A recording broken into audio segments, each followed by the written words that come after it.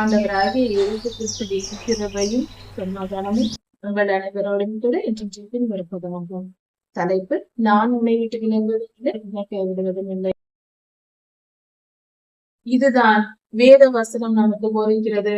எது சரி, எது தவறு, நியாயம் எது, அநியாயம் எது, அக்கிரமம் எது, நீதி எது, அநீதி எது, பொல்லாப்பு எது, புண்ணியம் எது, இதையெல்லாம் வேதம் நமக்கு போதிக்கிறது.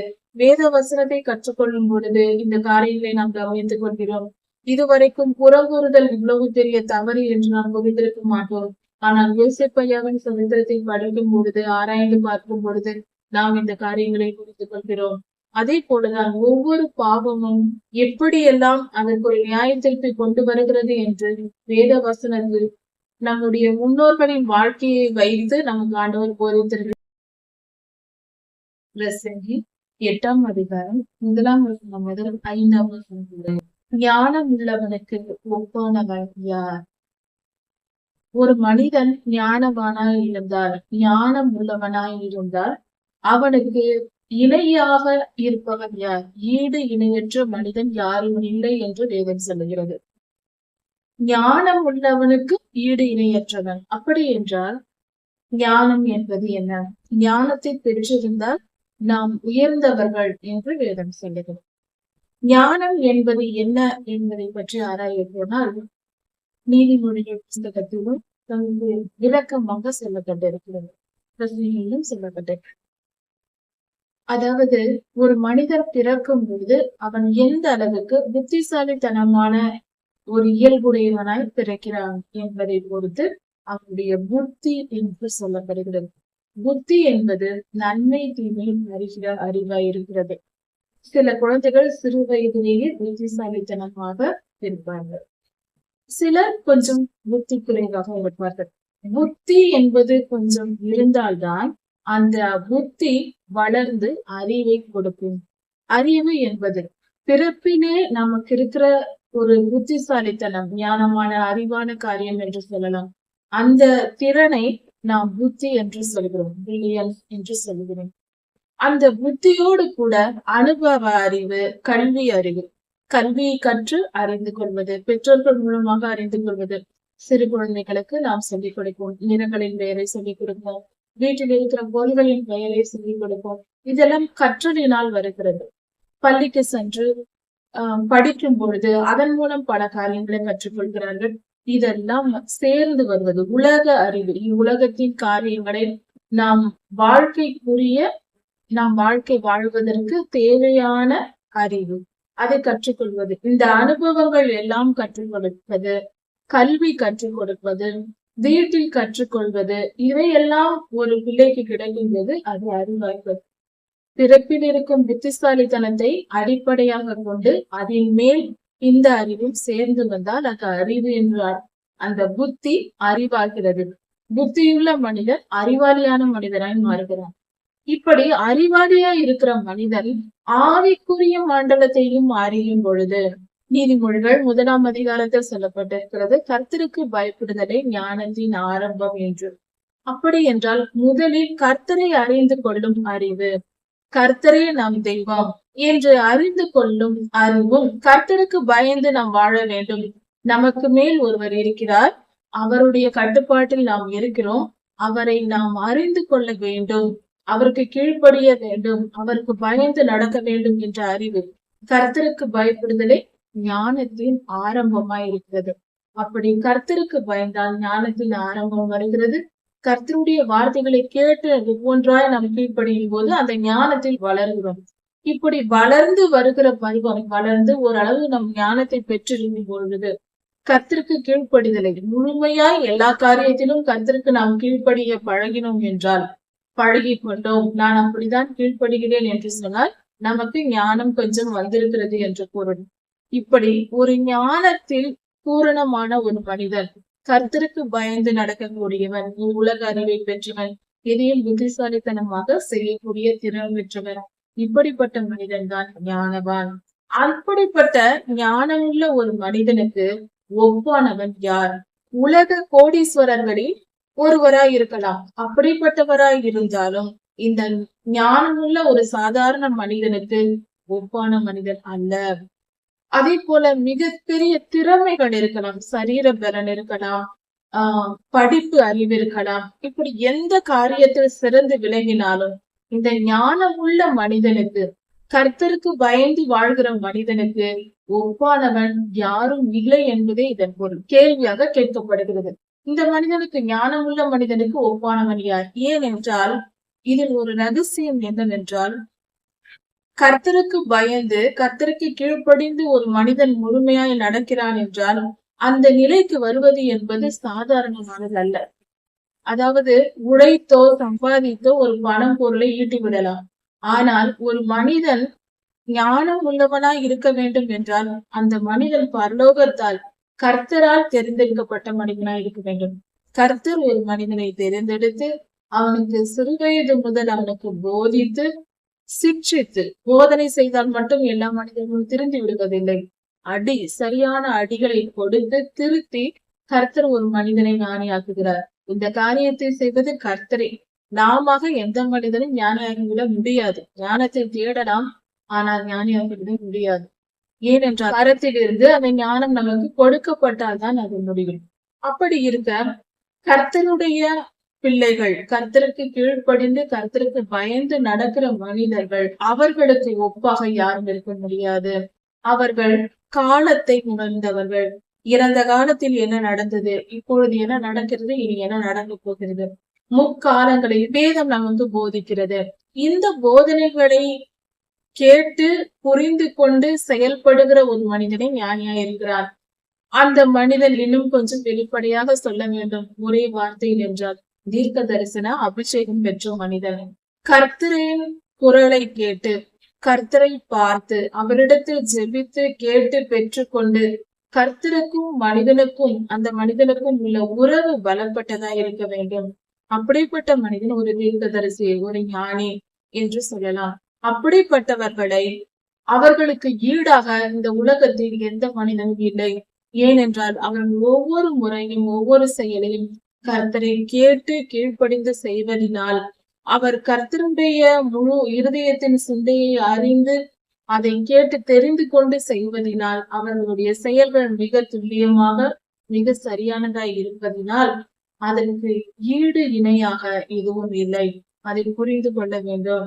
நாம் ஏன் கர்த்தருக்கு ஞானமுள்ள ஒரு மனிதர் மற்றவர்களோடு ஒப்பிட்டு பார்க்க முடியாது, இவர்கள் உயர்ந்தவர்கள் என்று சொல்வதற்கு காரணம், எக்காலமும் அறிந்து செயல்படுகிறவர்கள் கண்டிப்பாக மிக சரியாக கர்த்தருடைய வார்த்தையில் கீழ்ப்படிந்து நடப்பதினால் இவ்வுலக வாழ்க்கையின் காரியங்களிலும் எல்லாவற்றிலும் வெற்றி பெறுவார்கள், நித்திய ஜீவனையும் சுதந்திரித்துக் கொள்வார்கள். அப்படி இருக்க அவர்களுக்கு ஈடான வாழ்க்கை எதுவும் இல்லை.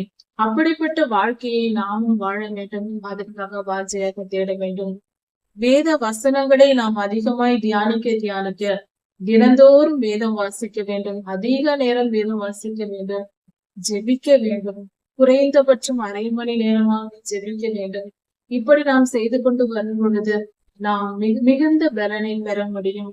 ஆரம்ப காலத்தில் அரை மணி நேரம் கொஞ்ச நேரம் ஜெபித்தால் கூட அதன் பின்பு கொஞ்சம் கொஞ்சமாக நாம் அதிக நேரம் ஜெபிக்க பழக வேண்டும். அதிக நேரம் ஜெபிக்கிறேன் என்று அந்நிய பாஷையில் ஜெபிப்பது அதிக நேரம் ஜெபிக்கலாம். வேத தியானத்தை அதிக நேரம் பண்ண வேண்டும். நம் வேண்டுதல்களை சுருக்கமாய் செய்ய வேண்டும். எவ்வளவு நேரம் ஜெபித்தாலும் சுருக்கமாக ஒரு முறை சொன்ன வார்த்தைகளையே திரும்பி திரும்பி சொல்லி நேரத்தை ஓடிக்கொண்டு இருக்க கூடாது. நாம் ஜெபிக்கும் போது நம்மை மறந்து கர்த்தரோடு பேச வேண்டும். அது 1 நிமிடமாய் இருந்தாலும் 1 மணி நேரமாய் இருந்தாலும் அது பலன் தரும். நம் ஜெபம் சுருக்கமானதாகவும் வேத தியானம் அதிகமானதாகவும் இருக்கும் பொழுது நாம் ஆரம்ப காலத்தில் நாம் சுத்திகரிக்கப்பட மிகவும் உதவியா இருக்கும். நாம் சீக்கிரமாய் பரிசுத்தம் அடைய முடியும். வேத வாசிப்புக்கு அதிக முக்கியத்துவம் கொடுத்து கர்த்தரின் வார்த்தைகளை கேட்க அவளுள்ளவர்களாய் இருக்க வேண்டும். ஜெபிப்பதும் நாம் கடைசியில் ஜெபிக்க வேண்டும். இப்படி செய்யும் பொழுது நாம் ஒவ்வொரு நாளும் பூரணம் அடைந்து கொண்டே வருவோம், அறிவும் அடைவோம். காரியத்தின் தாத்பரியத்தை அறிந்தவன் யார்? காரியத்தின் ரகசியத்தை கர்த்தர் யாருக்கு வெளிப்படுத்துகிறாரோ அவர்களுக்கே அது தெரியும். எதற்காக இந்த காரியம் நடக்கிறது, இதன் ஆழம் என்ன, இதன் பற்றின காரியங்கள் என்ன என்பதை, இப்படிப்பட்ட ஒரு காரியம் நடக்கிறது என்றால் இந்த பூமியில் நடக்கும் பொழுது அந்த காரியங்களின் ஆழம் என்ன, அது எதற்காக செயல்படுகிறது என்று கர்த்தர் சொன்னால் ஒழிய நமக்கு தெரியாது, மனிதருக்கு தெரியாது. கர்த்தர் வெளிப்படுத்தின காரியங்கள் மட்டுமே நாம் அறிந்து வைத்திருக்க முடியும். மனிதனுடைய ஞானம் அவன் முகத்தை பிரகாசிக்க பண்ணும். ஒரு மனிதனுக்கு ஞானம் இருந்தால், ஞானமுள்ள ஒரு மனிதன் அவனுடைய முகம் பிரகாசிக்கும், அவனுடைய மூர்க்க குணம் மாறும் என்று வேதம் சொல்லுகிறது. முகத்தை பார்க்கும் பொழுதே அவர்கள் ஞானம் உள்ளவர்கள் என்று நாம் சிலரை புரிந்து கொள்வோம். தேவ மனிதர்களை பலருடைய வாழ்க்கையை நாம் பார்க்கும் பொழுது, அவர்களின் தோற்றத்தை பார்க்கும் பொழுது, அந்த முகத்தை பார்த்த உடனே நமக்கு ஒரு மரியாதை, ஒரு பயம் கலந்த ஒரு மரியாதை வரும். அதற்கு காரணம் அவர்கள் ஞானம் உள்ளவர்கள். வேதத்தை தியானிக்கிறவர்களை தவிர ஞானம் உள்ளவர்கள் எதுவானா இருக்க முடியும். வேத வசனங்களை தியானித்து அதற்கு கீழ்ப்படிந்து வாழ்கிறவர்களே ஞானம் உள்ளவர்கள். அப்படிப்பட்டவர்களுடைய முகம் பிரகாசிக்கும் என்று வேதம் சொல்லுகிறது. ஒரு மனிதனுடைய முகத்தின் மூர்க்கம் மாறும். சிலருடைய முகத்தை பார்த்தாலே பயமாய் இருக்கும். அவர்களுடைய மூர்க்க குணம் கோபமாக, எப்பொழுதும் எரிச்சல் உள்ளவர்களாக, அருவருப்பாய் இருக்கும் பார்ப்பதற்கு. காரணம் என்னவென்றால் அவர்களுடைய மூர்க்க குணம், அவர்களுக்குள் இருக்கும் அதாவது தீய குணங்கள், அதனால் அவர்களுக்குள் செயல்படுகிற பொல்லாத ஆவிகள், இதனால் ஒருவருடைய முகம் மூர்க்கமாய் மாறி போகும். அதாவது தோற்றம் அல்ல, அவர்களுடைய நினைவுகள் எப்பொழுதும், அதாவது கோபமுள்ள முகம், எரிச்சல் உள்ள முகம் நாம் பார்த்திருக்கோம். அதை போலவே எப்பொழுதும் இருப்பார்கள். எரிச்சல், கோபம், பிறரை காயப்படுத்துகிற குணம், இப்படிப்பட்டவர்களா இருப்பார்கள். இல்லை என்றால் யாரையாவது தூஷித்துக் கொண்டிருப்பது, யாரையாவது குறை சொல்லிக் கொண்டிருப்பது, யாரையாவது திட்டிக் கொண்டிருப்பது, இப்படிப்பட்ட ஒரு மனநிலையில் இருப்பவர்களுடைய முகம் மூர்க்கமாய் இருக்கும். அதில் அழகு இருக்காது, அது அருவருப்பாய் இருக்கும். நமக்கு யாரும் கிட்ட நெருங்கவே அப்படிப்பட்டவர்களை பயப்படுவார்கள். இந்த முகத்தை பார்த்தாலே கொஞ்சம் சிறு குழந்தைகள் எல்லாம் விலகி போய்விடும், அப்படி இருப்பார்கள். சிறு குழந்தைகள் எல்லாம் சில முகத்தை பார்த்தாலே பயந்து ஓடி போகும், அப்படி இருப்பார்கள். அப்படி இருக்கக்கூடாது. ஞானம் உள்ளவர்களின் முகம் பிரகாசமாய் இருக்கும், பிரகாசமடையும். ஞானத்தினால் பிரகாசம் அடையும் என்று வேதம் சொல்லுகிறது. நம்முடைய மனநிலையின் வெளிப்பாடுதான் முகம். பழமொழி சொல்வார்கள், அகத்தின் அழகு முகத்தில் தெரியும் என்று. நம்முடைய இருதயம் அழகாய் இருக்கும் பொழுது, சந்தோஷமாய் சமாதானமாய் இருக்கும்போது, நம்முடைய முகமும் அழகும் சந்தோஷமா இருக்கும். நாம் வேதனையோடு இருந்தால் நம் முகத்தில் அந்த வேதனை தெரியும். அதே போலதான் ஞானம் உள்ளவர்களின் முகம் பிரகாசமாக இருக்கும். ராஜாவின் கட்டளைகளை கை கொண்டு நட. வேதம் சொல்லுகிறது, ஒரு தேசம் இருக்கிறது, அந்த தேசத்தின் அதிபதி ராஜா இருக்கிறார் என்றால் அவர்களுடைய ராஜாவினுடைய கட்டளை என்னவோ அதற்கு நாம் கீழ்ப்படிந்து நடக்க வேண்டும்.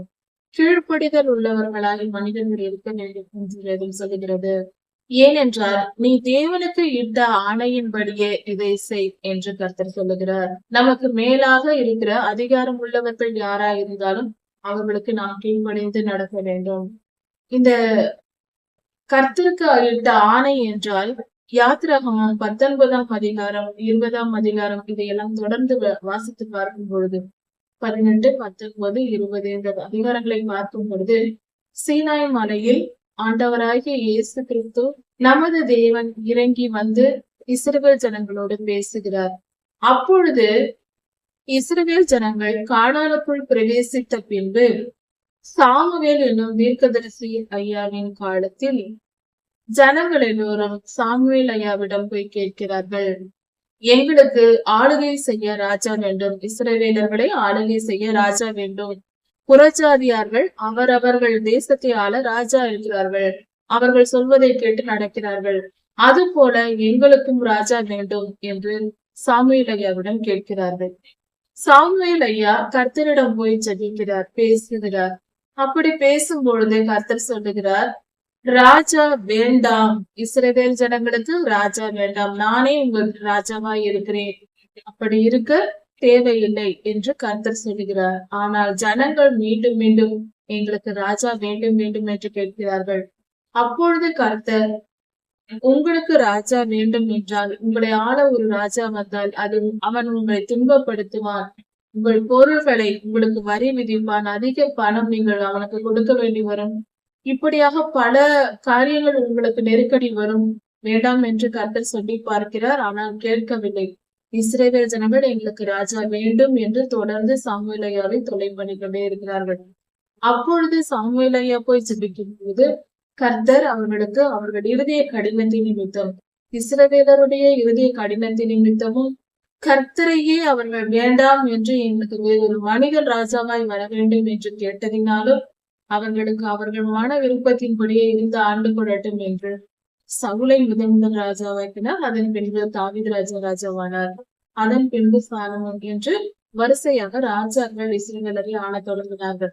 இப்படி ஜனங்கள் போய் சாமுவேலையாவிடம் எங்களுக்கு ராஜா வேண்டும் என்று கேட்கும் பொழுது அவர்கள் சொன்ன வார்த்தை, கர்த்தருக்கு முன்பாக கர்த்தரிடத்தில் சொன்ன வார்த்தை என்னவென்றால், அதாவது சாமுவேலையா மூலமாக தெரிவிக்கப்படுகிறது கர்த்தருக்கு. ஜெபித்து கர்த்தரிடத்தில் சாமுவேலையா சொல்லுகிறார், இஸ்ரவேல் ஜனங்கள் ராஜாவுக்கு கீழ்ப்படிந்து நடக்கிறேன் என்று ஆணையிடுகிறார்கள், அவர்கள் ஒப்புக்கொள்கிறார்கள் என்று சொல்லுகிறார். அதன்படி அவர்கள் ஒப்புக்கொண்டதின் நிமித்தம் கர்த்தர் ராஜாவை அவர்களுக்கு ஏற்படுத்தி தருகிறார். அதைதான் இந்த வசனத்தில் கொடுக்கப்பட்டிருக்கிறது. ராஜாவுக்கு கீழ்ப்படிவோம் என்று நீங்கள் ஆணையிட்டு கொடுத்திருக்கிறீர்கள், அதன்படி உங்கள் ராஜாக்களுக்கு நீங்கள் கீழ்ப்படிந்து நடங்கள் என்று கர்த்தர் இந்த இடத்தில் சொல்லுகிறார். இதுதான் அந்த காரியம். எந்த காரியத்திலும் ராஜாவின் முகத்தை விட்டு விலக துரிதப்படாதே. ஒரு ராஜாவினுடைய ஒரு கட்டளையை நிறைவேற்றுகிறோம் அல்லது நிறைவேற்றாமல் இருக்கிறோம், ராஜாவுக்கும் நமக்கும் ஒரு நல்ல ஒரு மனநிலை இல்லாமல், அதாவது ஒரு நல்ல ஒரு மன ஒற்றுமை இல்லாமல் நாம் கொஞ்சம் மாற்றி இருக்கிறோம், நாம் ஏதாவது நம்மேல் அவர் ராஜா கோபப்படும்படி நாம் நடக்கிறோம் என்றால், ராஜாவின் இடத்தில் நீ கீழ்ப்படிந்திரு, எதிர்க்காதே என்று கர்த்தர் சொல்லுகிறார். எந்த ராஜாவா இருந்தாலும் அந்த ராஜா எப்படி தவறு செய்கிறாரா நல்லது செய்கிறாரா என்பது பொருட்டல்ல, அதை பற்றி கர்த்தர் இங்கு சொல்லவில்லை. அந்த மனிதன் எப்படி இருந்தாலும் அந்த ராஜாவுக்கு நாம் கீழ்ப்படித்து நடக்க வேண்டும். அப்படி ஏதாவது பிரச்சனை ஏற்படக்கூடிய சூழ்நிலை வந்தால் அவசரப்பட்டு ராஜாவை விட்டு நாம் விலகி வந்துவிடக் கூடாது. கொஞ்சம் பொறுமையாய் காத்திருக்க வேண்டும். எந்த காரியத்திற்கும் பொறுமை அவசியம். ராஜாவினிடத்தில் கோபித்து கொண்டோ அல்லது எதிர்த்து கொண்டோ சீக்கிரமாய் வந்துவிடக் கூடாது. உடனே எந்த முடிவும் எடுக்கக்கூடாது. கொஞ்சம் நிதானமாய் இருக்க வேண்டும் என்று பொருள். பொல்லாத காரியத்திலே பிடிவாதமாய் நில்லாதே. நாம் ஒரு தவறு செய்கிறோம், ஆனால் அதை திருந்த மாட்டோம் என்று பிடிவாதமாய் இருப்பது ராஜாவுக்கு முன்பாக. அதை விட்டு திருத்த மாட்டேன். அதாவது ஒரு போராட்டம் நடத்துகிறோம், அரசாங்கத்தின் மேல் குறை சொல்லி ராஜாவின் இடத்தில் நமக்கு ஒரு மினிஸ்டர் இடத்தில் ஒரு அதிகாரி இடத்தில் நமக்கு உதவி தேவைப்படுகிறது. நாம் ஒரு கொள்கைகளை வைக்கிறோம், அதை அவர்கள் நிறைவேற்ற வேண்டும் என்று விரும்புகிறோம். அப்படி நாம் நம் தேவைகளை சொல்லும் பொழுது தாழ்மையோடு கேட்டு பெற்றுக்கொள்ள வேண்டுமே தவிர எதிர்த்து கொண்டு நிற்கக்கூடாது, துரிதமாய் ஓடிவிடக் கூடாது. அதே சமயத்தில் பொல்லாத காரியத்தில் பிடிவாதமாய் நிற்கக்கூடாது. போராடி கொண்டு வேண்டும் என்று பிடிவாதமாய் இருக்கக்கூடாது. ஒரு ராஜா தன் மன இஷ்டத்தின்படி எல்லாம் செய்வான், நாமே நஷ்டப்பட்டு போவோம். அதனால் தாழ்மையோடு இருக்க வேண்டுமே தவிர ராஜாக்களை எதிர்த்து நிற்க கூடாது என்று வேதம் சொல்லுகிறது. அவர்களையும் அவர்கள் செய்திகளையும் எதிர்த்து நிற்கக்கூடாது. அது நமக்கு நல்லதல்ல. தனக்கு இஷ்டமானதை எல்லாம் அந்த ராஜா செய்வார். அப்படி என்றால் அவருக்கு சகல உரிமையும் இருக்கிறது, திறமை இருக்கிறது, வல்லமை இருக்கிறது, அவர் செய்வார். அதனால் நாம் அவர்களுக்கு கட்டுப்பட்டவர்கள் என்ற உணர்வோடு இருக்க வேண்டும். பொல்லாத காரியத்தில் பிடிவாதமாக இருக்கக்கூடாது. ராஜாவின் வார்த்தை எங்கேயோ அங்கே அதிகாரம் உண்டு. ராஜாவின் வார்த்தை எங்கே இருக்கிறதோ அவர் சொன்ன வார்த்தையின்படியே அவருக்கு சகல அதிகாரங்களும் இருக்கிறது. எதையும் சொல்லலாம், எதையும் செய்யலாம் என்கிற அதிகாரம் இருக்கிறது. அப்படி இருக்க நீர் என்ன செய்கிறீர் என்று அவரிடம் கேட்கத்தக்கவன் யார்? நீர் என்ன செய்கிறீர் என்று யாரிடம் கேட்க முடியும்? எப்படி கேட்க முடியும்? அந்த ராஜாவை கேட்க முடியாது. சகல அதிகாரமும் அவரிடத்தில் இருக்கிறது. அவர் என்ன செய்யவும் அவருக்கு பலன் உண்டு, வல்லமை உண்டு. ஒரு ராஜாவுக்கு இதை செய்யும் அதை செய்யும் என்று சொல்லக்கூடியவர்கள் யார்? நாம் அதிகாரம் செய்ய அவர்களுக்கு முடியாது. அதனால் ராஜாக்களுக்கு கீழ்ப்படிந்து நட என்று கர்த்தர் சொல்லுகிறார். கற்பனையை கை கொள்ளுகிறவன் ஒரு தீங்கையும் அறியான். கர்த்தருக்கு கீழ்ப்படிந்து அவருடைய கற்பனைகளை கை கொண்டு நடந்தால், கற்பனைகள் என்றால் வேத வசனம் முழுவதும் நமக்கு கர்த்தர் கொடுத்திருக்கிற கட்டளைகள். அதற்கு கீழ்ப்படிந்து நடந்தால், வேத வசனம் முழுவதையும் படித்து தெரிந்து கொண்டு கீழ்ப்படிந்து நடக்க வேண்டும். வேத வசனத்தின் மொத்த தொகுப்பாக சுருக்கமாக 10 கட்டளைகளில் கொடுக்கப்பட்டிருக்கிறது. அந்த 10 கட்டளைகளின் சுருக்கமாக யாத்திராகமம் 20ஆம் அதிகாரம், உபாகமம் 5ஆம் அதிகாரத்தில் 10 கட்டளைகள் கொடுக்கப்பட்டிருக்கிறது. இந்த இடத்தில் கொடுக்கப்பட்டிருக்கிற அந்த கட்டளைகளின் சுருக்கத்தை கற்பனைகள் 2 கற்பனைகளாக கொடுக்கப்பட்டிருக்கிறது. இப்படி வேதாகமம் முழுவதும் சுருக்கமாகவும் வேதம் முழுவதும் விளக்கமாகவும் நமக்கு சொல்லிக் கொடுக்கப்பட்டிருக்கிறது. வாழ்க்கை என்றால் என்ன என்று, நாம் எப்படி வாழ வேண்டும் என்பதற்கு ஃபார்முலா புத்தகமாக வேத புஸ்தகம் இருக்கிறது. அது ஒரு மேனுவல், மனிதனுக்கு கர்த்தர் கொடுத்திருக்கிற மேனுவல். மனித வாழ்க்கை என்றால் என்ன, அவனுடைய உணர்வுகள், சூழ்நிலைகள், குணாதிசயங்கள் இவைகளின் தொடர்பாய் இருக்கிறது மனித வாழ்க்கை. அப்படி இருக்க இப்படிப்பட்ட காரியங்களை எல்லாம் நாம் நல்லபடியாக செம்மையானதை செய்து நல்லபடியாக வாழ்வதற்கு வேத வசனம்தான் நம்மை பாதுகாக்கிறது, வழி நடத்துகிறது. அதனால் வேத வசனத்தை படித்து அதன்படி நடந்தால் நமக்கு சகலமும் நன்மை கிருபையாய் நடக்கும், தீங்கு வராது. கற்பனையை கை கொள்ளுகிறவன் ஒரு தீங்கையும் அறியான். நாம் கர்த்தருடைய வார்த்தைகளை மீறி நடக்கும் பொழுதுதான் நமக்கு தீங்கு வருகிறது. கர்த்தருக்கு கட்டுப்பட்டு கீழ்ப்படிந்து நாம் வாழும் பொழுது தீங்கு என்றால் என்ன என்றே தெரியாமல் வாழலாம். அப்படிப்பட்ட ஒரு வாழ்க்கை வாழ முயற்சி செய்வோம். அதற்கு நமக்கு தேவை முதலில் வேத ஞானம். சிறு வயதிலேயே சிறு பிள்ளைகள் வேத வசனத்தை படித்து தேர்ந்திட வேண்டும். 12 வயதிற்குள் பிள்ளைகள் வேத வசனம் முழுவதையும் ஆதியாகமம் முதல் வெளிப்படுத்தல் வரை படித்து அவர்கள் நன்றாக முழுமையாக புரிந்து வைத்திருக்க வேண்டும். எதை செய்ய வேண்டும், எதை செய்யக்கூடாது என்ற காரியங்கள் தெரிந்திருக்க வேண்டும். அதன் பின்பு தொடர்ச்சியாக அவர்கள் படித்துக் கொண்டே இருக்கும் போது அன்றாட வாழ்க்கைக்கு அவர்களுக்கு தேவையான ஞானம் வேத வசனத்திலிருந்து பெற்றுக் கொள்ளலாம். அதாவது நமக்கு பணம் தேவை என்றால் ஏடிஎம் மிஷினில் போய் பெற்றுக் கொள்கிறோம். அது போல நம் வாழ்க்கை நல்லபடியாக வாழ வேண்டும், பரிசுத்தமாய் வாழ வேண்டும், அதற்கு தேவையான ஞானம் வேண்டும் என்றால் நமக்கு கொடுக்கப்பட்டிருக்கிற ஏடிஎம் மிஷின் தான் பைபிள். நாம் ஏடிஎம்மில் பணம் எடுப்பது போல வேத வசனத்தை படித்து ஞானத்தை பெற்றுக் கொள்ளலாம், கர்த்தருடைய ஆசீர்வாதத்தை பெற்றுக் கொள்ளலாம், பரிசுத்த ஆவியானவரையும் பெற்றுக்கொண்டு பரிசுத்தமாய் வாழலாம். ஞானியின் இருதயம் காலத்தையும் நியாயத்தையும் அறியும். அப்படி என்றால் என்ன? ஞானியோட இருதயம், ஞானி என்பது ஞானம் உள்ளவர்கள் என்றால் கர்த்தருடைய வார்த்தைகளை அறிந்தவர்கள், கர்த்தருடைய வழிகளில் நடக்கிறவர்கள், கர்த்தருடைய வேத வசனத்தின்படி நடந்து வாழ்கிற மனிதர்கள் காலத்தையும் அறிவார்கள், நியாயத்தையும் அறிவார்கள். ஒரு காரியம் நடக்கிறது என்றால், ஒரு செயல் செய்யப்பட வேண்டும் என்றால் இந்த காலத்தில் தான் இது நடக்க வேண்டும் என்ற, இது நடக்கும் அல்லது நடக்க வேண்டும் என்ற தீர்மானம் கர்த்தருடைய பிள்ளைகளுக்கு, ஞானம் உள்ளவர்களுக்கு தெரியும். அதே போல அந்த நேரமும் தெரியும். இந்த காரியத்தை இப்படிதான் செய்ய வேண்டும், இதுதான் நியாயம் என்ற நியாயமும் தெரியும். அதாவது எந்த ஒரு செயலும் சரியா தவறா, பாவமா பரிசுத்தமா என்ற தெளிவான விளக்கம் வேத வசனத்தில் சொல்லப்பட்டிருக்கிறது. உதாரணத்திற்கு சர்வ சாதாரணமாக சிறு பிள்ளை முதல் மனிதர்கள் செய்யக்கூடிய மிகப்பெரிய பாவம் என்னவென்றால் பொய் பேசுவது.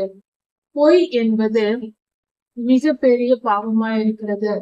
பொல்லாத சாத்தான் பொய்யனும் பொய்யுக்கு பிதாவுமாய் இருக்கிறான் என்று வேதம் சொல்லுகிறது. அவனுடைய செயலான பொய்யை நாமும் வைத்திருக்கிறோம், நாமும் பொய் பேசுகிறோம். மனிதர்கள் பொய் பேசுவதனால் என்ன நடக்கிறது? மனிதர்கள் பொய் பேசக்கூடாது, அது மகா பாவமாய் இருக்கிறது. ஆனால் இன்றைய சமுதாயத்தில் பொய் பேசுவது பாவம் என்று அறிந்து வைத்திருக்கிறவர் எத்தனை பேர் என்று யோசித்து பார்ப்போம். அது மிகவும் குறைவு. பொய் கூட பேசாமல் இருக்க முடியுமா என்ற எண்ணம் கூட பல கேள்விகள் கூட கேட்கப்படக்கூடிய காரியமா இருக்கிறது. பொய்யெல்லாம் ஒரு தவறா என்று சொல்லும் அளவிற்கு பொய்கள் பழுத்து பெருத்து மனிதனுக்குள் வேரூன்றி போயிருக்கிறது. பொய் பேசுவது என்பது வேரூன்றி போயிருக்கிறது மனிதர்களுக்கு. இது எவ்வளவு பெரிய கொடுமையா இருக்கிறது. பொய் என்பது மகா பாவம். அது கர்த்தருக்கு அருவருப்பானது. பொய் சாட்சி சொல்லாதிருப்பாயாக என்று 10 கட்டளைகளில் ஒன்றே கொடுக்கப்பட்டிருக்கிறது. அப்படி இருக்க பொய் பேசுவது என்பது சர்வ சாதாரணமாக மனிதர்கள் செய்கிற பாவமாய் இருக்கிறது. இதுதான் நியாயம். இது சரி, இது தவறு என்று தெரிந்து கொள்ளும் ஞானம் வேத புஸ்தகத்தில் இருக்கிறது. 10 கட்டளைகளை படிக்கும் போது பொய் பேசுவது தவறு என்று தெரிந்து கொள்கிறோம். வேதம் முழுவதும் படிக்கும் போது அங்கு பரிசுத்தவான்கள் பொய் பேசாமல் உண்மையை பேசுவதும், பொய் பேசினால் ஏற்படக்கூடிய பாவம் என்ன, அதன் விளைவு என்ன என்பதும் வேதத்தில் நமக்கு சொல்லப்பட்டிருக்கிறது. உதாரணத்திற்கு யாக்கோபையா தன் தகப்பனாருடைய ஆசீர்வாதத்தை பெற தன் தாயாரின் வழி நடந்தபடி பொய் சொல்லுகிறார். நான் ஏசா என்று சொல்லி தன் சகோதரனுடைய ஆசீர்வாதத்தை யாக்கோபு பெற்றுக் கொள்கிறார். அதன் விளைவு, அவர் சொன்ன பொய்யின் விளைவு என்ன ஆனது? யாக்கோபு தன் மாமனாகிய லாபானிடத்தில் போய் திருமணம் செய்து கொள்ள அவர்கள் மகள்களை கேட்கும் பொழுது ராகேலை நேசித்து ராகேலை திருமணம் செய்து தரும்படி கேட்கிறார். 7 வருடம் வேலை செய்கிறார் ராகேலுக்காக, திருமணம் செய்து கொள்வதற்காக. அப்படி வேலை செய்து ராகேலை திருமணம் செய்து கொள்ள போகிறோம் என்ற நிலையில் அந்த நாளில் பெண் முகத்தை காட்டாமல் மறைத்து ராகேலுக்கு பதிலாக லேயால் திருமணம் செய்து வைக்கப்படுகிறார் யாக்கோபுக்கு. இப்படி ஏமாற்றப்படுகிறார். தன் சகோதரனை ஏமாற்றிய யாக்கோபு இங்கு லாபானால் தன் மாமனால் ஏமாற்றப்படுகிறார். இதிலிருந்து நாம் தெரிந்து கொள்வோம், அந்த யாக்கோபு என்பவரை இஸ்ரவேலராய் இருக்கிறார். அவருடைய கோத்திரங்களே 12 கோத்திரங்களாய் இருக்கிறது. இஸ்ரவேலர் என்று அழைக்கப்படுகிறார்கள். இப்படி இருக்க எந்த காரியத்தை பாவத்தை செய்தாரோ அதே போல இங்கு பாவம் வந்தது. இதே காரியம் யோசேப்பையாவின் அவரது யாக்கோபின் குமாரனான யோசேப்பு 11வது குமாரனான யோசேப்பிற்கும் நடந்தது. யோசேப்பையா என்ன செய்கிறார்? தன் சிறு வயதில் அறியாமையினால்தான், சிறு வயதில் தன் சகோதரரை குறித்து தன் பெற்றோரிடத்தில் தன் தகப்பனாகிய யாக்கோவுக்கு தான் சகோதரர்கள் செய்கிற குற்றங்களை எடுத்து சொல்லுகிறார். அது சொல்லக்கூடாது. புறங்கூறுதல், அவதூறு சொல்லுதல் தவறு, இப்படிப்பட்ட தவறை செய்திருக்க கூடாது. ஆனால் அதன் விளைவு, எகிப்துக்கு சென்ற பொழுது அவர் அடிமையாய் இருக்கும் போது அந்த போத்திபாரின் மனைவி அதே போல பொய்யாய் குற்றம் யோசேப்பையா உண்மையாய் தன் சகோதரர்கள் செய்வதை தான் தன் தகப்பனாரிடத்தில் சொன்னார். ஆனாலும் அது சொல்லியது, குற்றப்படுத்தியது தவறுதான் என்பதற்கு அடையாளமாக இங்கு போத்திபாரின் மனைவி வீண்பழி சுமத்தி பொய் சொல்லி புறங்கூறி, அதே புறங்கூறுதலினால் அவர் சிறைச்சாலைக்கு, யோசேப்பையா சிறைச்சாலைக்கு அனுப்பப்பட்டார். அங்கு போய் வருடக்கணக்காக அவர் சிறைச்சாலையில் இருந்தார். இதை கவனித்து பார்ப்போம்.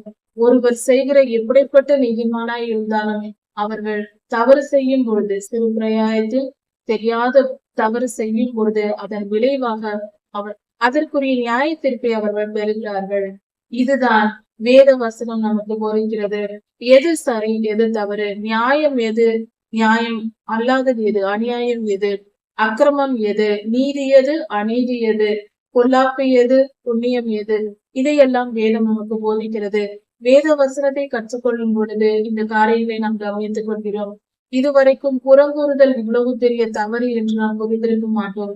ஆனால் யோசேப்பையாவின் சரித்திரத்தை படிக்கும் பொழுது, ஆராய்ந்து பார்க்கும் பொழுது நாம் இந்த காரியங்களை புரிந்து கொள்கிறோம். அதே போலதான் ஒவ்வொரு பாவமும் எப்படியெல்லாம் அதற்கு ஒரு நியாயத்திற்கு கொண்டு வருகிறது என்று வேத வசனத்தில் நம்முடைய முன்னோர்களின் வாழ்க்கையை வைத்து நமக்கு ஆண்டவர் போதித்திருக்கிறார். பார், இந்த சகோதரர் உன்னுடைய முன்பிதா, உன் தாத்தா இதை செய்தார், அவருடைய வாழ்க்கையில் இது நடந்தது என்று எவ்வளவு அழகாக ஒரு நாம் எடுத்துக்காட்டு கணக்கு போடுவது போல ஆண்டவர் நமக்கு அவர்களை வைத்திருக்கிறார். உதாரணம் வைத்து நமக்கு ஆண்டவர் போதிக்கிறார் வேத புத்தகத்தில்.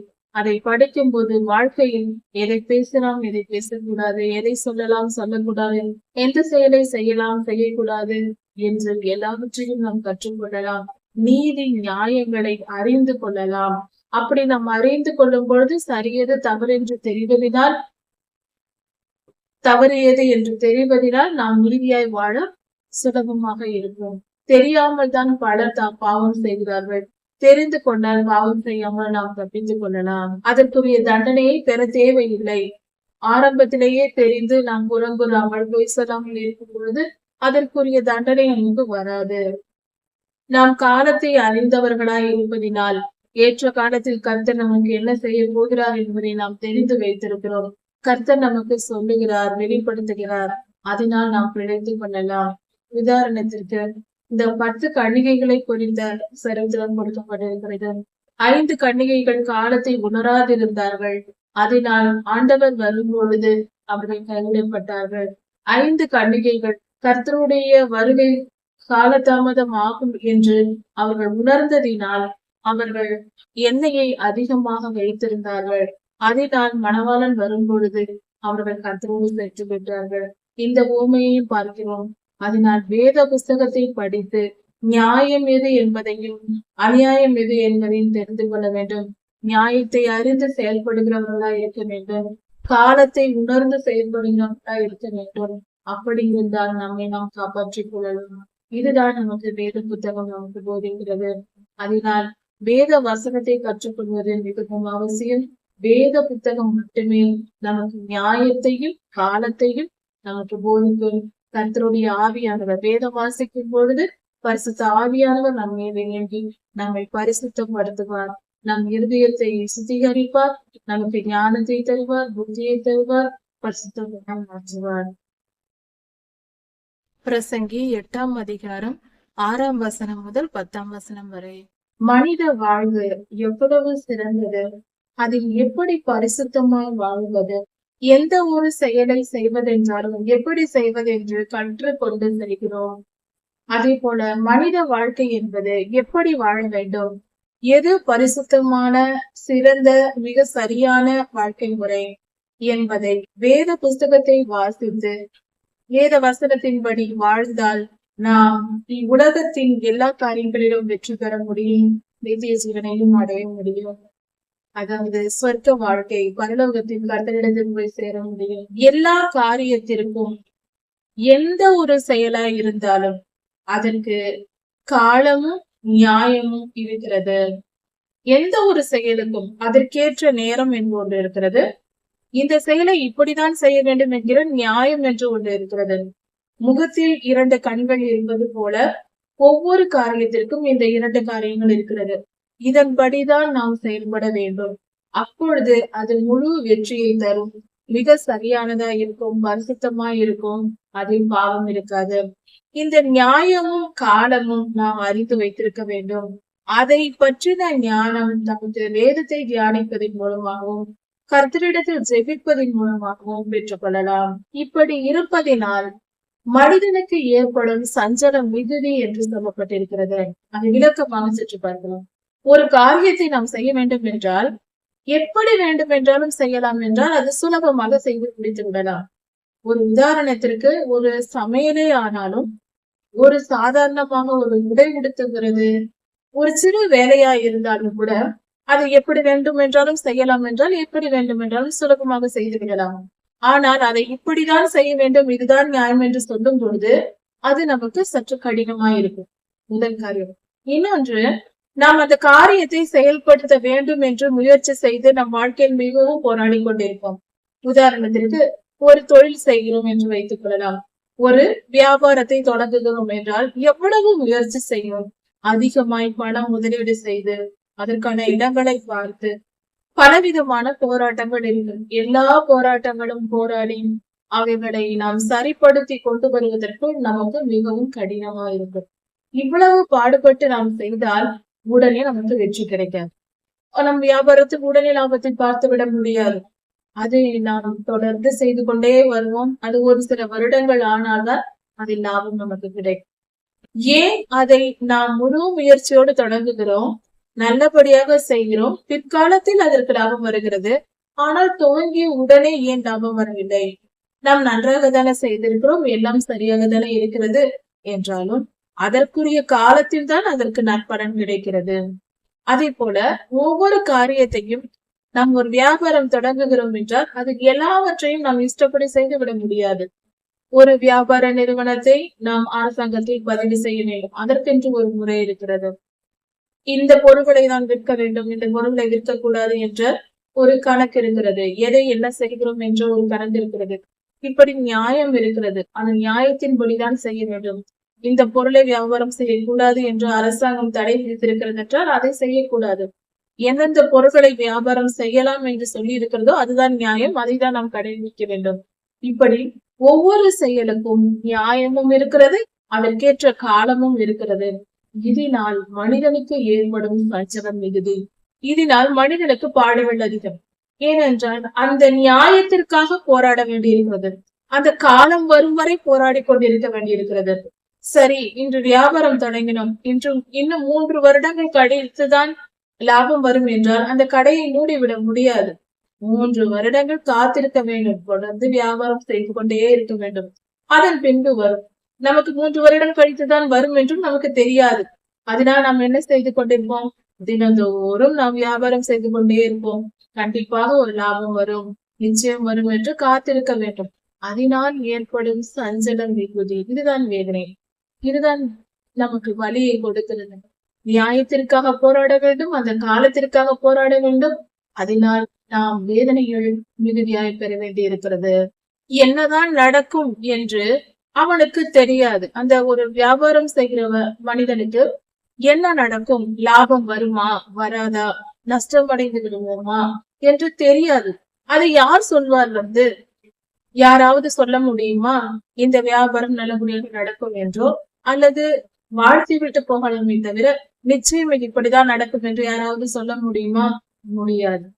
இது நன்மையாக முடியும் அல்லது தீமையாக முடியும், லாபமோ நஷ்டமோ எது வருமோ தெரியாது. போராடி கொண்டே இருக்க வேண்டியதுதான். அந்த போராட்டத்தின் காலம் என்று ஒன்று உண்டு. அது தெரியாததினால்தான் அந்த மனிதன் போராடுகிறார். 3 வருடம் கழித்தும் நஷ்டம் அடைந்து விடும் என்று அந்த மனிதன் நினைத்தால், அந்த மனிதனுக்கு தெரிந்தால் அவன் முதல் நாளே முடித்து விடுவான்.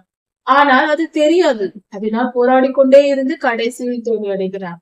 இப்படிதான் எல்லாவற்றிற்கும் காலமும் நியாயமும் உண்டு. இது வியாபாரம் மட்டும் அல்ல, எந்த விஷயமா இருந்தாலும். ஒரு நிலம் வாங்கலாம், ஒரு விவசாயம் செய்யலாம், பிள்ளைகளுடைய திருமண காரியங்களா இருக்கலாம். எதுவானாலும் என்ன நடக்கும் என்று நமக்கு தெரியாது. அப்படி தெரியாததினால்தான் நமக்கு வேதனைகள், சஞ்சலங்கள் மிகுதியாயிருக்கிறது. அதை சொல்லத்தக்கவன் யார் என்று வேதம் கேட்டிருக்கிறது. அப்படி என்றால் அதை யாரால் சொல்ல முடியும்? இதுதான் நடக்கும், இந்த வியாபாரம் நல்லபடியாக வரும், நீங்கள் செய்யும் இந்த காரியம் வெற்றி அடையும் அல்லது தோல்வி அடையும் என்று யாரால் சொல்ல முடியும்? இது கேள்வியாக கொடுக்கப்பட்டிருக்கிறது. இதற்கு பதில் நமக்கு தெரியும், கர்த்தரால் முடியும். கர்த்தரை கேட்டு எந்த காரியத்தை செய்தாலும் நம்மால் நிம்மதியை செய்ய முடியும். கர்த்தர் சொல்லுவார், இந்த காரியம் நீ செய்.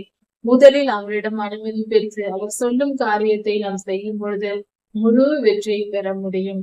அதனால்தான் இங்கு கேள்வியாக கேட்கப்பட்டிருக்கிறது. நாம் சிந்தித்து புரிந்து கொள்ள வேண்டும். எந்த காரியத்தை செய்வதென்றாலும், திருமண காரியமா, தொழில் காரியங்களா, படிக்கிற காரியங்களா, அல்லது எந்த ஒரு காரியமா இருக்கட்டும், உடல்நிலை குறைவா இருக்கிறார்கள், அவர்களுக்கு ஒரு மருத்துவம் செய்ய வேண்டும், மருத்துவமனை செல்ல வேண்டுமா அல்லது குணமாகுமா, இப்படி எந்த காரியத்தை செய்வதென்றாலும் கர்த்தரை கேட்டு செய்ய வேண்டும். ஜெபித்து கர்த்தரிடத்தில் கேட்டு பெற்றுக்கொண்டு நாம் செய்யும் பொழுது அது 100% சரியாக முடியும். அதனால் நாம் பயப்படாமல் தைரியமாய் செய்யலாம். இந்த சஞ்சலத்திலிருந்து தப்பலாம்.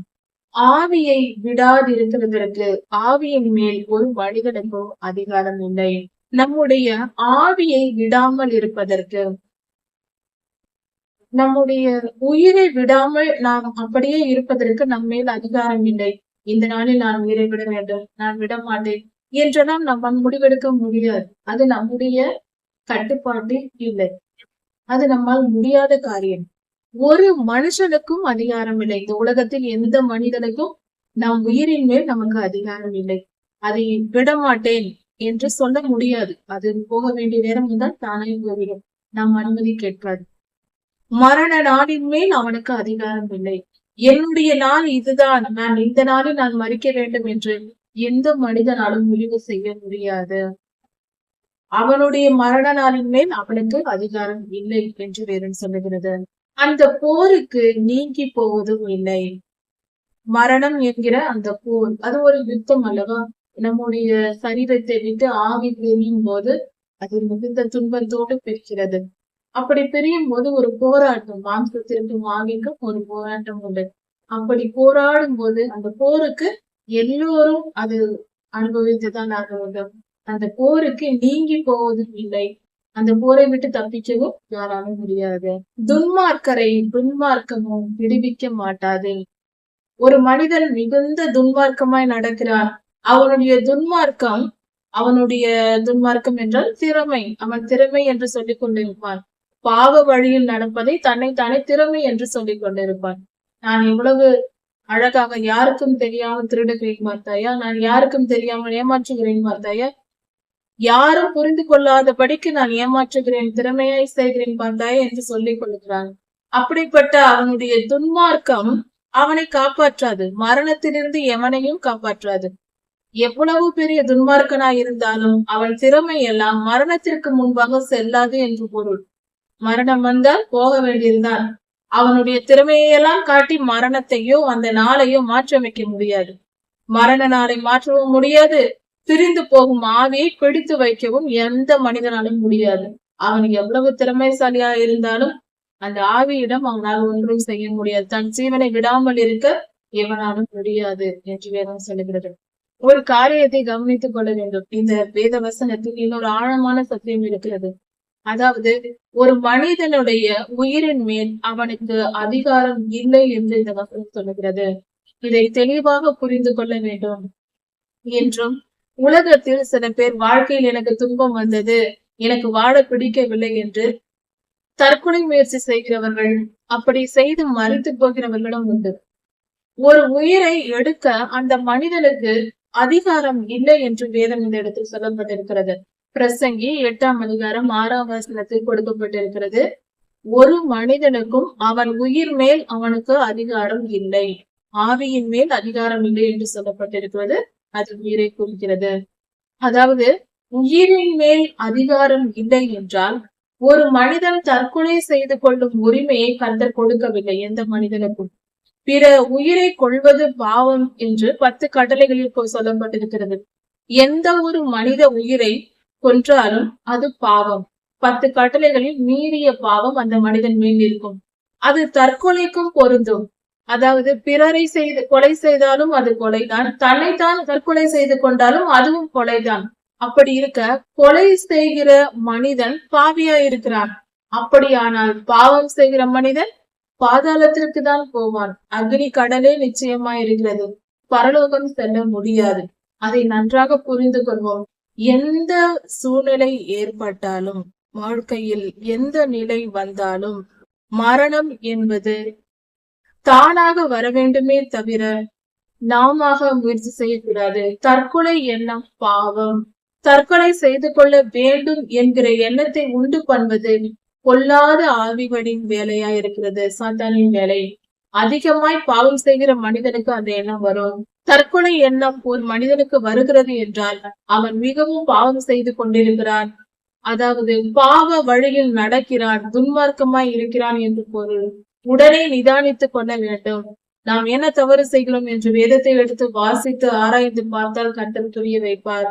யாத்திராகமம் 20ஆம் அதிகாரம் அல்லது உபாகமம் 5ஆம் அதிகாரத்தை எடுத்து படிக்கலாம். மத்தேயு 5ஆம் அதிகாரம், 6ஆம் அதிகாரம், 7ஆம் அதிகாரம் இந்த வசனங்களை படித்தால் தெளிவாக புரிந்துவிடும். நாம் என்ன பாவம் செய்கிறோம், எதை செய்யக்கூடாது, எதை செய்கிறோம் என்று. இப்படி நம்மை நாம் ஆராய்ந்து கொள்ள வேண்டும். எது சரி எது தவறு என்று புரிந்து கொண்டு அந்த பாவத்தை விட்டு விலக வேண்டும். தற்கொலை செய்து கொள்ளக்கூடாது. அப்படி செய்து கொள்ள தூண்டி நம்மை கொலை செய்ய வைப்பது, நம்மை நாமே அழித்துக் கொள்ள வைப்பது சாத்தானின் செயல். கர்த்தர் எப்பொழுதும் நம்மை வாழ வைக்கிறவர், நம்மை வாழ வைத்து அழகு பார்க்கிறவர். நாம் நன்றாக இருக்க வேண்டும், ஆசீர்வாதமாக இருக்க வேண்டும் என்பதே அவர் விருப்பம். இஸ்ரவேலை ஆசீர்வதிப்பதே கர்த்தருக்கு பிரியம். அவர் சபிக்க விரும்புவதில்லை. நாம தவறு செய்யக்கூடாது. தற்கொலை செய்தால் இவ்வுலகத்தின் பட்ட பாடுகள் போதாதென்று அக்னி கடலிலும் போய் பாடுபட வேண்டும். பாதாளத்தில் சென்று பாடுபட வேண்டிய சூழ்நிலை வரும். அதனால் தயவு செய்து இந்த எண்ணத்தை விட்டுவிட வேண்டும். தற்கொலை எண்ணத்திற்கு என்றும் இடம் கொடுக்க கூடாது. அதை புரிந்து கொள்வோம். அது மகா பாவமான செயல் என்று வேதம் சொல்லுகிறது. கர்த்தர் பெரியவர். அவரே நம் ஜீவனை படைத்திருக்கிறார். நம்முடைய உயிருக்கு அவரே அதிகாரியா இருக்கிறார். அப்படி இருக்க அவருடைய அதிகாரத்திற்கு சொந்தமான நம் உயிரை நாம எடுக்க கூடாது. அதற்குரிய உரிமை நமக்கு கொடுக்கப்படவில்லை. நம் உயிரின் மேல் நமக்கு அதிகாரம் இல்லை. நம் சரீரத்தை பாதுகாக்கும் அதிகாரம் நமக்கு கொடுக்கப்பட்டிருக்கிறது. ஆனால் நம் உயிரின் மேல் நமக்கு அதிகாரம் இல்லை. அதை கர்த்தரே உயிராய் இருந்தாலும் சரீரமாய் இருந்தாலும் ஆவியாய் இருந்தாலும் காப்பாற்றதான் நமக்கு அதிகாரம் இருக்கிறது. அதை அழிப்பதற்கான அதிகாரம் நமக்கு இல்லை. அதை கெடுப்பதற்கான அதிகாரம் நமக்கு இல்லை. அப்படி செய்தால் கர்த்தருடைய நியாயத்திற்குள்ளாகும். அப்படி என்றால் நம் மனம் துடித்து வேதனைப்படும்படியாக கர்த்தர் பாதாளத்தில் தள்ளிவிடுவார். தற்கொலை எண்ண பாவம், அதை செய்யக்கூடாது. அப்படிப்பட்ட எண்ணத்திற்கு என்றுமே இடம் கொடுக்க கூடாது. இவ்வுலக வாழ்க்கை என்பது கர்த்தர் நம்மை அனுப்பி இருக்கிறார். அவராக நம் உயிரை எடுக்கும் வரைக்கும் நாம் இந்த உலகத்தில் வாழ்ந்திருக்க வேண்டும். அதை தடை செய்ய மற்ற மனிதர்களுக்கு இடம் கொடுக்க கூடாது. மற்றவர்கள் என்ன பேசினாலும் என்ன செய்தாலும் அவர்கள் இருதயத்தில் உள்ளதை அவர்கள் வாய் வெளிப்படுத்துகிறது, அவர்கள் செயல்கள் வெளிப்படுத்துகிறது. அதை நாம் பொருட்படுத்த கூடாது. நமக்கு அதிகாரி கர்த்தர் தான், மற்ற மனிதர்கள் அல்ல. நம்மை சிருஷ்டித்தவர் கர்த்தர் தான், மற்ற மனிதர்கள் அல்ல. நம்மை துன்பப்படுத்துகிறவர்கள் நம்மை படைக்கவில்லை. கர்த்தரே நம்மை படைத்திருக்கிறார். நம்மை படைத்த சிருஷ்டிகருக்கு பயந்து நடக்க வேண்டும். ஏனென்றால் அவர்தான் தெய்வம். அவரை ஏற்றுக்கொண்டு நடக்க வேண்டும். பயபக்தியுடன் கீழ்ப்படிந்திருக்க வேண்டும். அவருக்கு நம் உயிரை பாதாளத்தில் தள்ளும் அதிகாரம் இருக்கிறது, வல்லமை இருக்கிறது. மற்ற மனிதர்களால் நம்மை ஒன்றும் செய்ய முடியாது. அதை புரிந்து கொண்டு செயல்படுவோம். தற்கொலை எண்ணத்திற்கு என்றும் இடம் கொடுக்க கூடாது. இப்படி நடக்கிற காரியங்களை குறித்தெல்லாம் பிரசங்கி சொல்லுகிறார். இப்படி நடக்கிற காரியங்களை எல்லாம் குறித்து நான் ஆராய்ந்து பார்த்தேன். அப்படி ஆராய்ந்து பார்க்கும் பொழுது ஒரு மனிதன் தனக்கு கேடு உண்டாக பிற மனிதனை, இன்னொரு மனிதனை ஆளுகிற காலமாய் இருக்கிறது என்று சொல்லுகிறார். அதாவது ஒரு மனிதன் மேல் இன்னொரு மனிதன் அதிகாரம் செலுத்துகிறான். அப்படி அதிகாரம் செலுத்துகிறவனுக்கு ஆபத்து வருகிறது, அவனுக்கு தான் தீங்கு நடக்கிறது. தனக்கு தானே தீங்கை வரவழைத்துக் கொள்ளுகிறான் என்று சொல்லப்படுகிறது. இதில் ஒரு காரியம் நன்றாக நாம் ஆராய்ந்து பார்க்கும் பொழுது மனிதனுடைய அதிகாரங்கள் என்னென்ன, ஒரு மனிதன் எதை செய்யலாம், எதன் மேல் அதிகாரம் செலுத்தலாம், எதன் மேல் அதிகாரம் செலுத்தக்கூடாது என்ற வழிமுறைகள் இந்த வேத பகுதியில் கொடுக்கப்பட்டிருக்கிறது. கர்த்தர் இந்த உலகத்தை சர்வலோகத்தையும் ஆளுகை செய்ய மனிதனை படைத்தார். மனிதனை படைத்து உலகத்தை ஆண்டு கொள்ளுங்கள் என்று ஆசீர்வதித்தார். ஆதியாகமம் 1ஆம் அதிகாரத்தில் கொடுக்கப்பட்டிருக்கிறது. அப்படி கர்த்தர் ஆசீர்வதித்த பின்பு அந்த மனிதனுக்கு சகல அதிகாரங்களும் இந்த பூமியின் மேல் இருக்கிறது. ஆனால் அந்த மனிதனுடைய உயிரின் மேல் அவனுக்கு அதிகாரம் இல்லை என்று வேதம் சொல்லுகிறது. இன்றும் நம்முடைய உயிர் போனால் திருப்பி வரவழைக்க நம்மால் முடியாது. போனால் போனதுதான். நமக்கு எவ்வளவுதான் நேசிக்கிறவர்களாய் நாம் இருந்தாலும், நம் உறவினர்கள் இருந்தாலும், அவர்கள் இறந்து விட்டால் நம்மால் அவர்களை உயிரோடு எழுப்ப முடியாது. நாம் மரித்தாலும் எழுந்திருக்க முடியாது. அதே போல நம் வாழ்க்கையின் எந்த நாள் நாம் சாக வேண்டும், எந்த நாள் வரைக்கும் நாம் வாழ வேண்டும் என்பதை நம்மால் முடிவு செய்ய முடியாது. அதன் மேல் நமக்கு அதிகாரம் இல்லை. அதே போல இது எப்படி அதிகாரம் இல்லையோ அதே போல ஒரு மனிதன் மேல் இன்னொரு மனிதன் அதிகாரம் செலுத்த அவனுக்கு அதிகாரத்தை கர்த்தர் கொடுக்கவில்லை என்று வேதம் சொல்லுகிறது. அப்படி செய்தால் அவன் தனக்குத்தானே கேடுண்டாக பண்ணுகிறான். அதிகாரங்கள் என்ற ஒரு வார்த்தையை நாம் சரியாக புரிந்து கொள்ள வேண்டும். கர்த்தர் அன்பாகவே இருக்கிறார் என்று வேதவசனம் சொல்லுகிறது. தேவன் அன்பாகவே இருக்கிறார். அவர் அன்பின் தெய்வம். ஒரு மனிதனையும் அவர் கட்டாயப்படுத்துவதில்லை. அதே போல மனிதர்களும் ஒருவரில் ஒருவர் அன்பாயிருக்க வேண்டும் என்பதே அடிப்படை கிறிஸ்தவ வாழ்க்கையின் தத்துவம். கர்த்தர் கொடுத்திருக்கிற எல்லா கட்டளைகளின் அடிப்படையும் அன்புதான். கர்த்தரிடத்தில் முழு அன்பையும் செலுத்த வேண்டும்.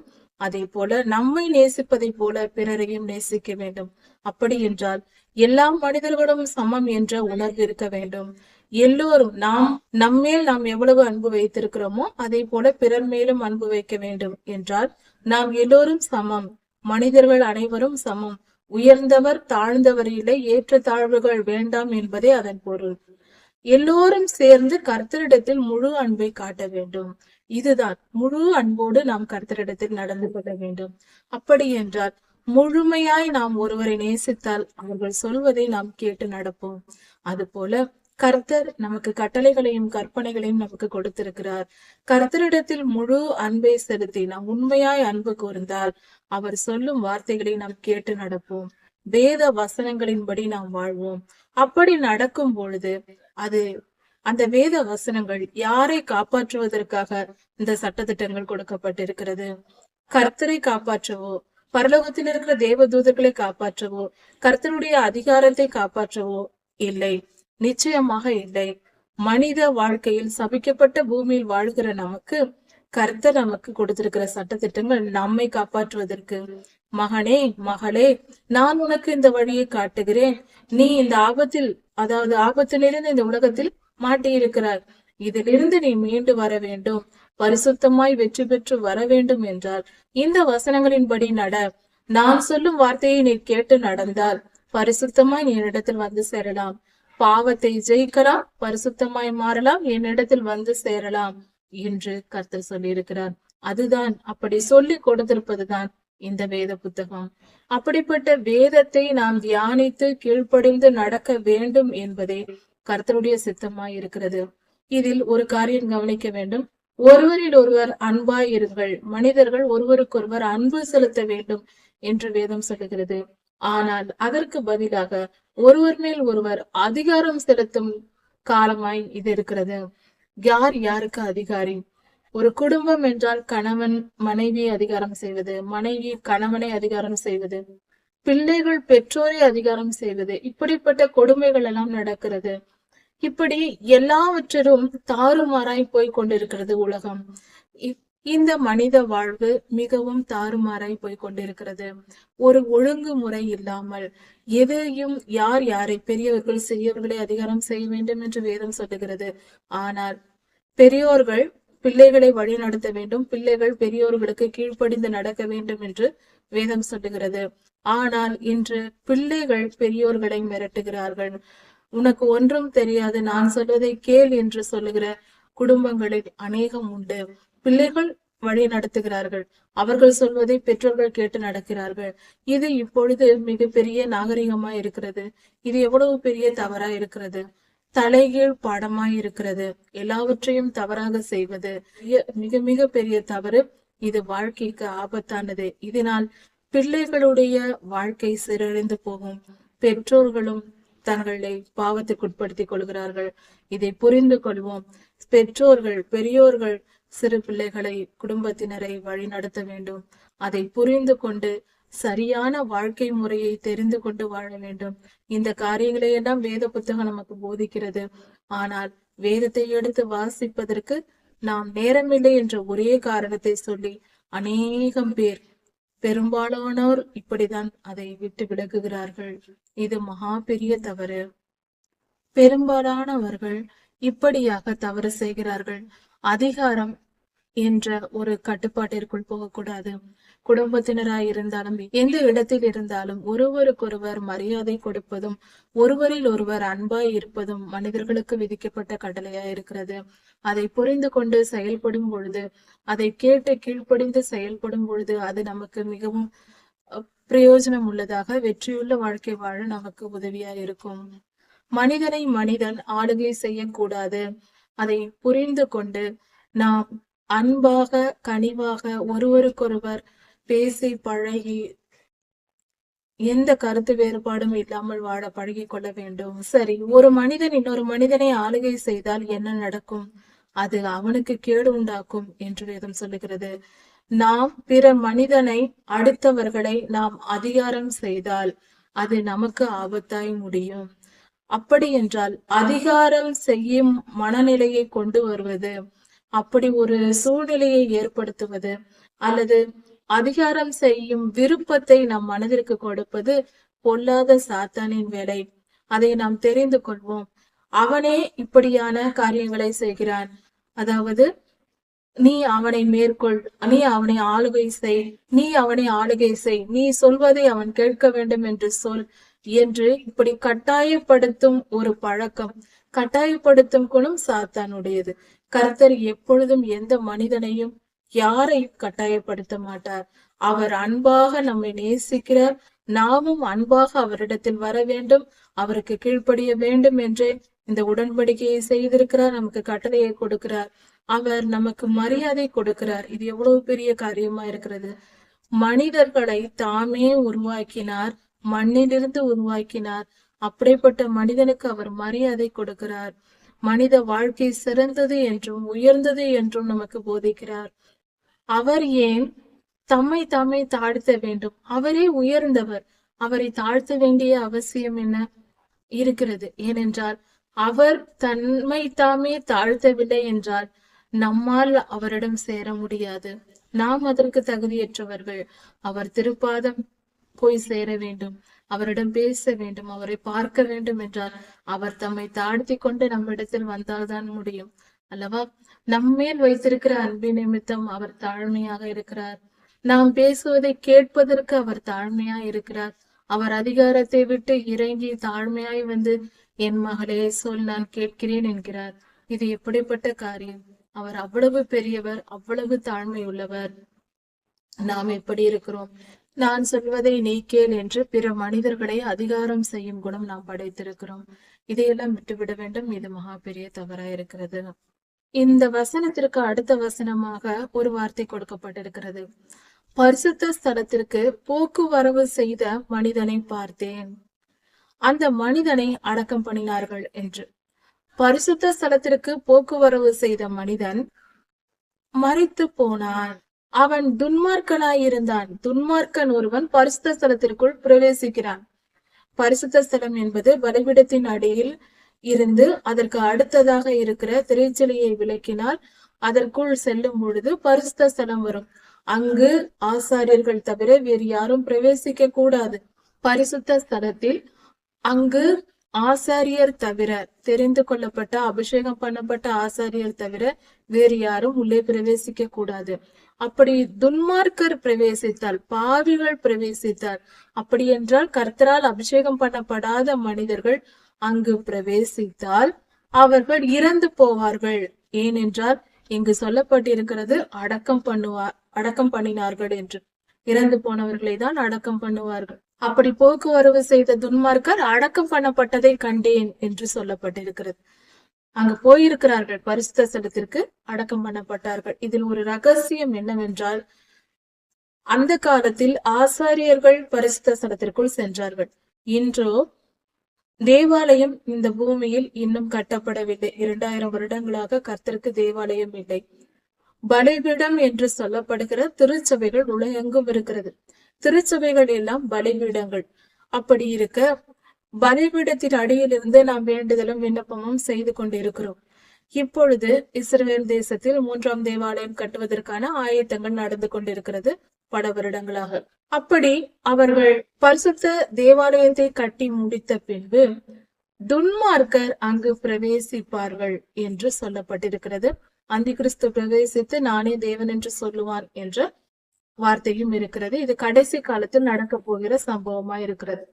ஆனால் இதன் இன்னொரு பொருள், ஆவியின்படி இன்னொரு பொருள் என்னவென்றால், ஒரு மனிதன் துன்மார்க்கனாய் இருந்து கர்த்தருடைய வெளிப்படையாக சொல்ல வேண்டும் என்றால் ஒரே ஒரு வார்த்தை, கர்த்தருடைய பெயரை வைத்து கொண்டு கிறிஸ்தவர்களாய் இருந்து ஊழியம் செய்கிறவர்கள், அதாவது போதகர்களாய் இருக்கலாம், தீர்க்கதரிசிகளாய் இருக்கலாம், அப்போஸ்தலர்களாய் இருக்கலாம், சுவிசேஷ பணி செய்கிறவர்களாய் இருக்கலாம், மேய்ப்பர்களாய் இருக்கலாம், எந்த ஊழியம் செய்தாலும் அந்த ஊழியத்தின் நன்றாக தெரிந்து கொள்வோம், உண்மையாய் இருக்க வேண்டும். ஊழியர்கள் தான் பரிசுத்த ஸ்தலத்திற்குள் பிரவேசிக்க தகுதியுடையவர்கள். ஆசாரியர்கள், அபிஷேகம் பண்ணப்பட்ட ஆசாரியர்கள் தான் பரிசுத்த ஸ்தலத்திற்குள் போக முடியும். அப்படி என்றால் இது ஊழியர்களை குறிக்கிறது. அப்படி ஊழியர் இல்லாமல், அதாவது ஊழியராய் இருந்து கொண்டு, வெளி தோற்றத்தில் ஊழியராய் இருந்து கொண்டு, நம்மை நாம் ஊழியர் என்று சொல்லிக் கொண்டு கர்த்தரின் பெயரை பயன்படுத்தி கொண்டு நாம் துன்மார்க்கமாய் வாழ்ந்தால் நம் உயிருக்கு ஆபத்து என்று பொருள். இந்த வசனத்தின் இன்னொரு பொருளும் அதுதான். அதாவது கர்த்தருடைய ஊழியக்காரர்கள் பயபக்தியோடு நடந்து கொள்ள வேண்டும், கர்த்தருக்கு பயந்து நடக்க வேண்டும். துன்மார்க்கமாய் வாழ்ந்து கர்த்தருடைய ஊழியத்தை செய்தால் கர்த்தருடைய ஊழியத்தின் பணத்தை திருடுவது, போதகத்தில் தவறான உபதேசங்களை சொல்லுவது, மக்களை ஏமாற்றுவது, நம்முடைய திறமைகளை எல்லாம் காட்டும் இடம் ஊழியம் அல்ல. ஊழியம் என்பது நம்முடைய திறமைகளை வெளிப்படுத்தும் இடம் அல்ல, நம்முடைய தாழ்மையை வெளிப்படுத்தும் இடமா இருக்கிறது. நம்மை தாழ்த்தி கர்த்தரை வெளிப்படுத்தி நாம் கொண்டு வர வேண்டும். நாம் பூஜ்யமாக வேண்டும். உதாரணத்திற்கு ஒரு பாத்திரம் இருக்கிறது என்றால் அந்த பாத்திரத்தின் கொள்ளளவு எவ்வளவு என்று கண்டுபிடிக்க வேண்டும் என்றால், அதனுடைய உண்மையான முழு அளவு நமக்கு தெரிய வேண்டும் என்றால் அதை நாம் என்ன செய்வோம்? அந்த பாத்திரத்தை சுத்தமாக அதில் உள்ள எல்லா தண்ணீரையும் வெளியேற்றிவிட்டு வெறும் காலியான ஒரு பாத்திரத்தை வைத்து அதில் தண்ணீரை ஊற்றினால் அந்த தண்ணீர் எவ்வளவு கொள்ளுகிறதோ அதுதான் அதனுடைய உண்மையான அளவு என்று கண்டுபிடிக்க முடியும். அதுபோல பரிசுத்த ஆவியானவரின் முழு வெளிப்பாடும் இந்த உலகத்திற்கு வர வேண்டும் என்றால் ஊழியர்கள் காலி பாத்திரமாய் மாற வேண்டும். தம்மை தாம் வெறுத்து தன்னைத்தானே வெறுத்து விட்டு வெறுமையாய் கர்த்தரிடத்தில், அப்பா நீர் சொல்வதை மட்டும் நான் சொல்லுகிறேன், உம்முடைய வார்த்தைகளை மட்டும் எடுத்து சமுதாயத்திற்கு தருகிறேன் என்று சொல்லக்கூடிய உண்மையான ஊழியர்களாய் இருக்க வேண்டும். பேர் புகழுக்காகவோ பணத்திற்காகவோ மற்ற எந்த காரியத்திற்காகவும் நாம் ஆசைப்படாதவர்களாக இருக்க வேண்டும். அப்படி இருக்கும் பொழுது கர்த்தருடைய முழு வல்லமையும் வெளிப்படும். அதனால் பூமியில் மிக சிறந்த காரியங்கள், கர்த்தருடைய சித்தம் முழுமையாய் நிறைவேறும். அப்படிப்பட்ட மனிதர்களாய் ஊழியர்கள் ஒவ்வொருவரும் இருக்க வேண்டும். துன்மார்க்கர் பரிசுத்த ஸ்தலத்திற்குள் போனால் அவர்கள் அடக்கம் பண்ணப்படுவார்கள் என்று மிக சாதுரியமாக சொல்லப்பட்டிருக்கிறது. ஆனால் அதன் பொருள் மரித்து போவார்கள். ஊழியர்கள் தவறு செய்தால் அவர்களை கர்த்தர் தண்டிப்பார், அவர்களுக்கு ஆபத்து நேரிடும் என்பதே பொருளாயிருக்கிறது. இப்படியாக ஒவ்வொரு ஊழியர்களும் கர்த்தருக்கு பயந்து கீழ்ப்படிந்து உண்மையும் உத்தமமாய் நடக்க வேண்டும். இதை கற்றுக்கொள்வோம். இப்படி அவர்கள் துன்மார்க்கமாய் ஊழியர்களாய் இருந்து துன்மார்க்கமாய் நடக்கிறவர்கள், அவர்கள் எந்த பட்டணத்தில் இருந்தார்களோ அந்த பட்டணத்தார்களை மறந்து போனார்களாம். அப்படிப்பட்டவர்களை அந்த அளவுக்கு அவர்கள் பெயரும் மறந்து போகும் அளவுக்கு, துன்மார்க்கருடைய பெயரும் மறந்து போகும் அளவுக்கு அவர்களுடைய வாழ்க்கை அழிந்து போகும். அப்படி இருந்து விடக்கூடாது. இன்னொரு காரியம், கடைசி காலத்தில் இப்படிப்பட்ட துன்மார்க்கர்கள் எழும்புவார்கள் என்று வேதம் சொல்லுகிறது. ஜாக்கிரதையா இருப்போம். ஊழியமாய் ஆரம்பத்தில் ரட்சிக்கப்பட்டு கர்த்தருக்கு ஊழியம் செய்ய வாஞ்சையோடு வருகிற மனிதர்கள் அவர்களுடைய வாழ்க்கையின் இறுதி வரைக்கும் அந்த அன்பையும், கர்த்தர் மேல் வைத்த அன்பையும் பரிசுத்தையும் காத்து கொள்ள வேண்டும். எதனாலும் உயிர் போனால் திரும்பி வந்துவிடும், கர்த்தர் கொடுத்து விடுவார். ஆனால் நாம் பரிசுத்தத்தை இழந்து வழி தப்பி போனால் அதை நாம் திரும்பிண்டு வர முடியாது. நரகத்திற்கு போனால் திரும்பவும் வர முடியாது, பாதாளம் தான் கதி. அதனால் அப்படிப்பட்ட பாவத்திற்கு இடம் கொடுக்க வேண்டாம். இவ்வுலக வாழ்க்கை கொஞ்ச நாள், அது இன்பமோ துன்பமோ பரிசுத்தமாய் வாழ்ந்து கர்த்தரிடத்துக்கு போய் சேருவோம். அந்த முழு எண்ணத்தோடு இருப்போம். கர்த்தர் உங்களை ஆசீர்வதிப்பாராக. இதன் தொடர்ச்சியை அடுத்த செய்தியில் பார்க்கலாம். மாரநாதா.